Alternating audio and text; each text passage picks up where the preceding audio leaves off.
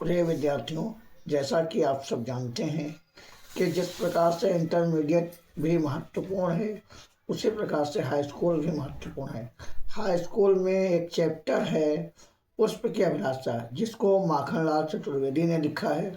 माखनलाल चतुर्वेदी बहुत ही अच्छे सशक्त रचनाकार हैं, जिनकी ये बहुत ही महत्वपूर्ण रचना है, जो विगत वर्षों में आई हुई है और पूछी भी जाती है। हम कह सकते हैं कि इसको तैयार कर लेना अति आवश्यक है। जैसे इसकी लाइन है, चाह नहीं मैं सुर बाला के गहनों में गूंथी जाऊं, चाह नहीं प्रेमी के माला में बिघ प्यारी को ललचाऊं, चाह नहीं सम्राटों के सौ पर हे डाली जाऊं, चाह नहीं देवों के सिर पर चढ़ूं भाग्य पर इठलाऊं, मुझे तोड़ लेना वनमाली, मुझे फेंक देना उस पथ पर वेग, जिस पथ पर जिस मातृभूमि पर शीश चढ़ावे जावे वीर अनेक, जिस जिस पथ पर वीर चढ़ाने जावे अनेक, जिस पथ जावे वीर अनेक, उस मातृभूमि पर शीश चढ़ाने जावे वीर अनेक। तो इस कविता में एक पुष्प क्या अभिलाषा रख रहा है, क्या चाहत है, क्या इच्छा है, उसकी अभिलाषा को ध्यान में रखते हुए कवि ने लिखा है कि हम क्या चाहता है कि कब फूल चाहता है। मैं नहीं चाहता हूँ कि मैं एक देव कन्या के सिर पर चढ़ करके इठलाऊँ या देव कन्या के गहनों में गूंथ करके इठलाऊँ अपने भाग्य पर। मैं नहीं चाहता हूँ कि मैं प्रेरिक के माले में बिक जाऊँ और बिध करके ललचाने का काम करूँ। मैं नहीं चाहता हूँ कि मुझे जो सम्राट हैं वो मर जाएं, उनके सौ पर डाला जाए। चाह नहीं मैं देवों के सिर पर, मुझे भगवान के भाग्य पर इचलाना नहीं है, मुझे भगवान के ऊपर चढ़ करके इचलाना नहीं है। भगवान मेरा सर्वस्व है, लेकिन भगवान के सर पर चढ़ के मेरी क्या चाहत है। फूल क्या चाहता है? फूल यही चाहता है कि हे वनमाली, मुझे तोड़ लेना, और मुझे तोड़ करके क्या कर लेना, उस पथ पर देना फेंक। तुम उस मुझे फूल को उस पथ पर फेंक देना जिस पथ पर अनेक वीर अपने पदों को लेकर के, पग चिन्हों को लेकर के जा रहे हैं और मातृभूमि पर शीश चढ़ाने, अपनी मातृभूमि जो हमारी माता है, जो हमारी भूमि है, उस पर जो अपने शीश चढ़ाने जा रहे हैं, उस शीश को चढ़ाने ऐसे ही उस प्यारी को मार्ग में फेंक देना है जिस पथ पर अनेक वीर अपने पर चढ़ाने जा रहे हैं, अपनी मातृभूमि की सेवा करने जा रहे हैं।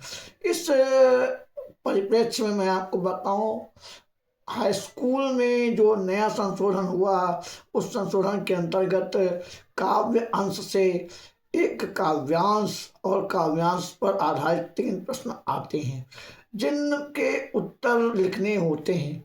कभी कभी इसका पूछता है संदर्भ, कभी कभी पूछता है पाठ का नाम, लेखक का नाम, पहला प्रश्न तो ये बन जाता है।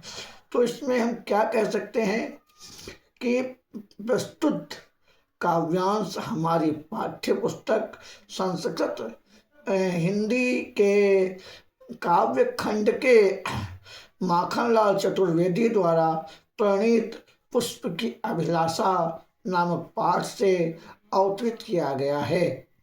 दूसरा क्वेश्चन अगर हम सीधे पूछें पाठ का नाम और लेखक का नाम, तो पाठ का नाम लिखेंगे पुष्प की अभिलाषा और लेखक का नाम हम लिखेंगे माखनलाल चतुर्वेदी। दूसरा क्वेश्चन, काव्य सौंदर्य स्पष्ट कीजिए।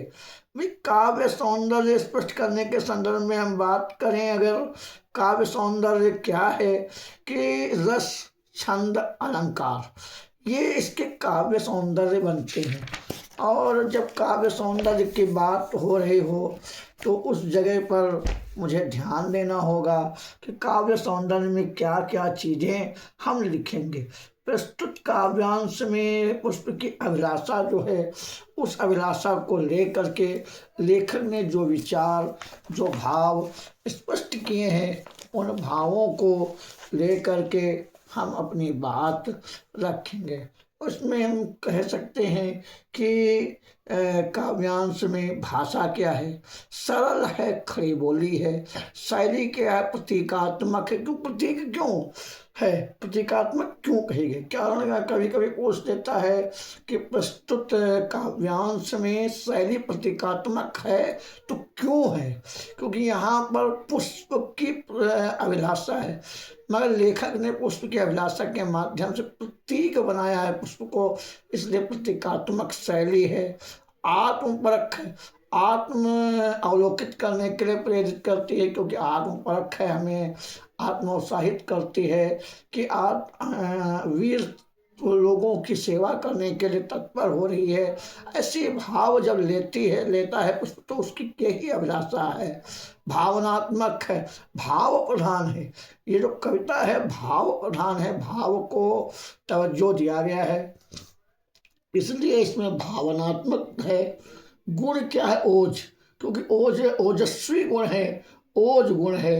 रस जो है वीरस, वीरता हमारे, क्योंकि हमारे पाठ्यक्रम में अगर हम बात करें 9th के पाठ्यक्रम में है वीर रस, और वीर रस की परिभाषा होती है जहाँ विभाव, अनुभाव और संचारी भाव के संयोग से उत्साह नामक स्थायी भाव प्रणीत होता है, वहाँ पर वीर रस होता है। अब बात करते हैं तो वीर रस जो है बहुत महत्वपूर्ण है, ये इंटरमीडिएट में भी पूछा जाता है।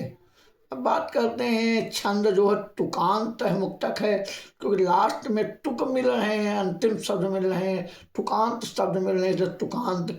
छंद की बात करें तो तुकांत मुक्तक है, शब्द शक्ति अभिधा लक्षणा है।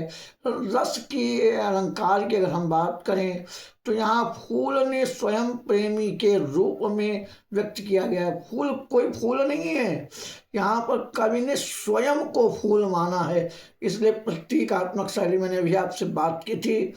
इसमें कारण प्रेमी माला में बिध करके प्यारी को ललचाना पंक्ति में रूपक है, प्रेमी माला में बिध प्यारी को ललचाऊं रूपक है। रूपक अलंकार इंटर हाई स्कूल के पाठ्यक्रम में है, क्योंकि हाई स्कूल के पाठ्यक्रम एक क्वेश्चन 1 नंबर का विकल्प भी बनता है कि रूपक अलंकार क्या है, जहाँ उपमेय में उपमान का अभेद रहित आरोप हो वहाँ रूपक अलंकार है। रूपक अलंकार की पहचान होती है जिन उदाहरणों में योजक चिन्ह लगा होता है, उन उदाहरणों में हम रूपक अलंकार कहते हैं। चरण कमल बंदो हजराई, इसमें रूपक अलंकार है। प्रेमी माला में बिग प्यारी को ललचाऊं, इसमें भी आपका रूपक अलंकार है। इसका अन्य क्वेश्चंस, अन्यत्र क्वेश्चंस जो आपको देखने को मिल जाते हैं, उसमें एक क्वेश्चंस मिलता है कि प्रस्तुत कवि की क्या अभिलाषा है, और पुष्प अवतरण में किसका प्रतीक है, पुष्प किन चीज़ों पर लिया गया है, किन चीज़ों को आधार बनाया गया, क्या चाहत नहीं है, क्या चाहत है। तो मैंने अभी आपके जो व्याख्या भाग किया, क्या चाह है, क्या नहीं चाह है, उसकी चाह कोई ऐसी नहीं है जो प्रेमी माला में बिगड़ने की चाहत नहीं है, प्यारी को ललचाने की चाहत नहीं है, सम्राटों के सौ पर डालने की चाहत नहीं है, देव के सिर पर चढ़ के बैठाने की चाहत नहीं है। उससे चाहत केवल यही है कि उस पद पर फेंकना है जिस पद पर अनेक वीर अपने भाव चढ़ाने जाते हैं। यहाँ जो प्रतीक बनाया गया है फूल को, प्रतीक नहीं, कवि स्वयं यहाँ प्रतीक है। और एक क्वेश्चन मैंने अभी आपसे पढ़ा, वो क्वेश्चन है पुष्प के समक्ष अपनी कौन सी चाह प्रकट कर रहा है। मैंने अभी आपको बताया क्या अभिलाषा है, मैंने बताया किसका प्रतीक है, तो मैंने ये भी आपको अभी अपने व्याख्या भाग में रेखांकित किया। अवतरण में पुष्प या वीर देशभक्त व्यक्ति का प्रतीक है। पुष्प जो है एक कवि का प्रतीक है, कवि के साथ साथ वीर देशभक्त का प्रतीक है। और क्या नहीं चाहता ये मैंने व्याख्या भाग में आपको बता दिया है। इसमें श्रद्धांजलि भाव निकल करके आ रहा है। इसमें महत्वपूर्ण पढ़ते हुए जब आप पढ़ें गद्य पद्य को, तो पाठ के नाम, लेखक के नाम जरूर पढ़ करके जाएं। और जैसे हम बात करें तो सूरदास के पद हैं, जैसे तुलसी है, बिहारी है, इन सब के पाठ के नाम, लेखक के नाम तो जरूर याद हों। और यदि हमें पाठ के नाम और लेखक के नाम याद हैं तो 2 नंबर मेरे कहीं नहीं गए, क्योंकि संदर्भ तो हम लिख लेंगे मगर उसका तभी लिख पाएंगे जब हमें पाठ और लेखक के नाम याद होंगे। और जाते जाते मैं आपसे एक क्वेश्चन छोड़ करके जा रहा हूँ कि जो माखनलाल चतुर्वेदी थे वो किस युग के लेखक थे और क्या लेखन करते थे। माखनलाल चतुर्वेदी किस लिए फेमस हुए ये भी महत्वपूर्ण है। माखनलाल चतुर्वेदी हमारे साहित्यिक दृष्टि के अवदान में बहुत महत्वपूर्ण भूमिका निभाते हैं और इस प्रकार से हम इसकी व्याख्या समझ चुके हैं। और आप सबसे चलते चलते यही गुजारिश है कि आप सब मेरे चैनल पार्थवी हिंदी पॉइंट तथा हमारे फेसबुक अकाउंट जो आशीष कुमार स्वर्णकार तथा मेरे इंस्टाग्राम पर भी आपको देखने को मिल जाएगा। और यदि कोई भी समस्या, कोई भी समाधान या कोई भी ज़रूरत या कोई भी लगे कि हाँ ये चीज़, ये प्रश्न पूछना चाहिए, ये प्रश्न का जवाब आना चाहिए, तो वो प्रश्न आप मेरे व्हाट्सएप पर डाल सकते हैं। 9170204323 पर डाल करके अपने सुझाव या अपनी बात, अपनी कमेंट देख सकते हैं, जिससे कि आपको नए दिन पर दिन सुधार मिल सके। और कोई यदि समस्या आ रही है तो अपने प्रश्नों को जरूर डालें, जिससे कि उनका समाधान दे करके आपकी बोर्ड परीक्षा जो 18 फरवरी को आयोजित है उस पर चर्चा की जा सके। बहुत जल्द ही हम आप सबके साथ आंसर को लेकर के भी चर्चा करने वाले हैं, क्योंकि 20 नंबर का जो एमसीक्यू है हाई स्कूल का वो बहुत महत्वपूर्ण है। इसको कैसे हल करें, किस प्रकार से हल करें, इस पर भी हम एक दिन क्लास बहुत जल्द लेने वाले हैं। और आप सबका अगर इसी तरह सहयोग बना रहा तो बहुत जल्द ही बहुत ही अच्छा रिस्पांस आप सबके साथ समक्ष होगा।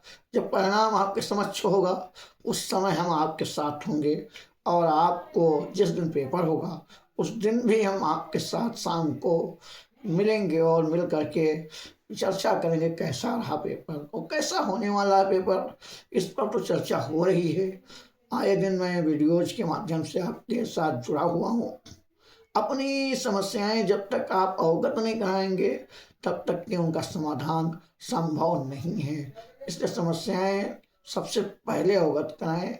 और आप सबको आज के लिए इतना ही है और आने वाले 1-2 अगले वीडियोज में हम आपके साथ बिहारी के दोहों पर चर्चा करने वाले हैं जो हमारे बहुत ही महत्वपूर्ण हैं।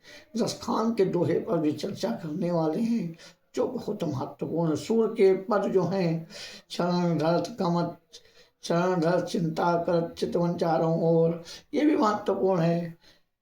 इससे बहुत से पद हैं और आपके साथ चर्चा जब हम करेंगे तो आपको खुद लगेगा कि हाँ क्या चर्चा हो रही है, क्या पढ़ना चाहिए, क्या नहीं पढ़ना चाहिए।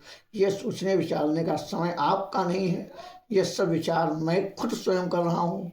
और क्या जरूरी है, क्या कब पढ़ने लायक है, कैसे तैयारी की जाए। और हाई स्कूल के विद्यार्थी एक चीज़ जरूर याद रखें कि अपने पाठ्यक्रम में एक श्लोक है, उस श्लोक को जरूर कंठस्थ करें, क्योंकि श्लोक जब तक आपको नहीं याद होंगे कम से कम 5 श्लोकों को जरूर याद करें। जय हिंद, जय भारती, जय हिंदुस्तान।